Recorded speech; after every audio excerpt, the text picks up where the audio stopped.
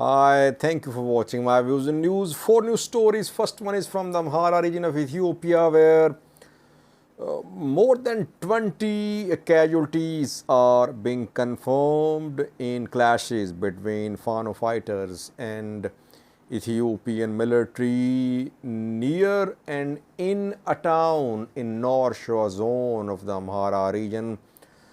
Earlier today, I did a video about fighting in this area. Now, a confirmation from several sources about the intensity of fighting. Secondly, an emergency meeting of the TPLF, Tigray People Liberation Front, was convened in Tigray today. What is the agenda? Is it about Thursday's protest by opposition parties? Is this protest going to be a pain in the side of the TPLF and Tigray interim government? Thirdly, Eritrean Information Ministry today issued a statement condemning a report by a Saudi news channel. And fourthly, Sudan, where Sudanese military chief Al Burhan is visiting neighboring countries. He was in Egypt a few days ago, and today he was in South Sudan. Firstly, viewers, confirmation from North Shore zone of the Amhara region about the gravity of the situation, intensity of fighting on one front. 23 dead bodies were buried today in an area where there was heavy fighting within the last 2 days. North Shore zone of the Amhara region, Majate town. I reported about clashes in Majate earlier today, and residents of Majate are confirming casualties. They say around 23 dead bodies have been found in Majate city. Fighting was not only in the outskirts but also in Majate town. And residents say that most of the killed are civilians. We don't know if they are civilians or Fano fighters because it's difficult to differentiate between Fano fighters and civilians. But civilian killings are happening in the Amhara region. No one is reporting because no one has access to the Amhara region. International media, human rights organizations, Ethiopian Human Rights Commission, no one has access to the Amhara region. So no one can go and visit these areas where fighting is ongoing. Civilians are dying, they are caught in crossfire, and some are supporting Fano fighters. I told you about Majate and Rasa, that Fano fighters of these two towns are known to be skilled and capable fighters in terms of their battlefield experience, and that is why military is trying to target both these places where Fano fighters have presence and where they are trained to. That is why military launched an operation against Fano fighters in and near Majate. Clashes intensified, now 23 casualties being. People say, Sajid, there is no large-scale war in Amhara. So how many people should die for journalists, for activists to acknowledge that there is intense fighting in the Amhara region? Aren't 23 casualties enough? 23 casualties in just one town. So you can imagine what is happening in other parts of the Amhara region. Hundreds are dying. Problem is that it's difficult to report. Media has no access. Local, international, national media, no access. Human rights organizations, no access. So no one knows how many have died in the Amhara region so far. And we know that internet services disrupted, suspended. mobile network service suspended in some parts too. So it's difficult to get real-time information. What we get from the Maha region is mostly we receive information after around 24 hours, because people contact somehow their relatives, their friends outside the Mahara region, and some travel outside the region. So that is why information is coming late. It's due to restrictions. People are dying, both sides suffering losses. Secondly was Tigray, where an emergency meeting was convened today by the TPLF. TPLF is worried, obviously.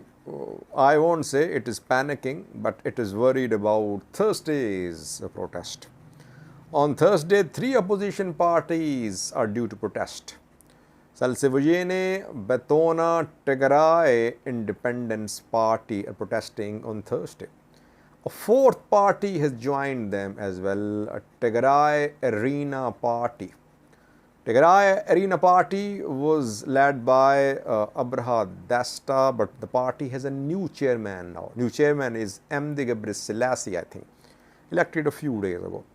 So now 4 parties, opposition parties mainly, are going to protest in Mekelle on a Thursday. TPLF does not want this protest rally to turn into a big rally, because elections going to be held in Tigray in coming months. And if opposition succeeds in building a momentum by gathering a big crowd, it could be a problem for TPLF's ambitions to be re-elected as the ruling party, major ruling party in Tigray. And the opposition parties are clearly protesting against the local government, Tigray interim government, because the agenda of the protest is about inefficiency of the Tigray interim government. You are going to see slogans against Tigray interim government, you are going to see speeches against Tigray interim government, because issues which are being raised by opposition parties are hard to handle, difficult to handle. Tigray interim government tried to handle the issues, but failed in some cases, like return of IDPs. Obviously, Tigray interim government cannot make decisions unilaterally. It needs federal government to make big decisions about return of IDPs. But Tigray government can control law and order situation, not under control. People being deprived of their properties. Then the issue of the status of Raya Volkait, the resumption of food aid, Zaidu Haftu's murder, and several other issues. Opposition parties will raise all these issues. TPLF is in a difficult position. Mekelle city government refused to provide security to the rally organizers. The organizer says he will press ahead with the rally no matter if the security is provided or not. Tension there, opposition not cancelling Thursday's rally. TPLF held an emergency meeting. Let's see what the meeting decides. What is decided at the meeting, we'll see in coming hours, but the meeting had reportedly Thursday's rally as main agenda. So we'll try to update you if we found any important information from the meeting. So far, only confirmation meeting was held. Reportedly, Alam Gabre Wahed is the man who was there heading the meeting. Other TPR leaders could be there too. Thirdly, viewers, Eritrean Information Ministry issued a statement slamming a Saudi news channel. Gabre Maskel also quoted the statement of the Information Ministry. The ministry says that a Saudi news channel by the name of Al Hadas is fabricating accusations against Eritrea. And this is not the first time this news channel has been involved in publishing lies against Eritrea. The Saudi news channel claimed that Eritrea had military pact with Israel, that Eritrean spies were operating in Israel. That is why Eritrean government today issued a statement rejecting Al Hadas news channel's report, saying that Eritrea never had any military pact with Israel, and at present too Eritrea has no military pact with Israel. Eritrea has no listening posts in Israel. Rather, the news channel is fabricating things, it is propagating false information against Eritrea. Eritrea Israel relations are not very friendly these days. That is why maybe Netanyahu said that those Eritreans who support the regime in Eritrea cannot claim refugee status, and Eritrean community is under a crackdown. I shared a video a few hours ago showing Israeli forces closing businesses of Eritrean community. By the way, KSA visited Saudi Arabia a few months ago, warmly welcomed there. Saudi royal family sent its plane to take KSA to Saudi Arabia. But KSA government is not happy with Saudi news channel Al Hadas reporting about Eritrea-Israel relations. Last viewers, Sudanese military channel Al Burhan is trying to involve neighboring countries to find a way out of the conflict between the military and rapid support forces. Al Burhan was trapped in Khartoum, but a few days ago he managed to escape from General Command Headquarters. He was evacuated by a pilot through a helicopter. He was evacuated. It was a risky operation. Somehow he managed to escape. And his first visit was to Egypt. He held a meeting with Al-Sisi a few days ago. Then he was seen in Port Sudan, and this morning he arrived in Juba, South Sudan. He held a meeting with Salva Kiir, South Sudan's president. He wants Egypt and South Sudan to help Sudanese military. South Sudan, Salva Kiir can help in talking to SPLM. One faction of SPLM, Malik Agar, is with the military, but other faction is against military. It has been fighting against Sudanese military in Kordofan and another state.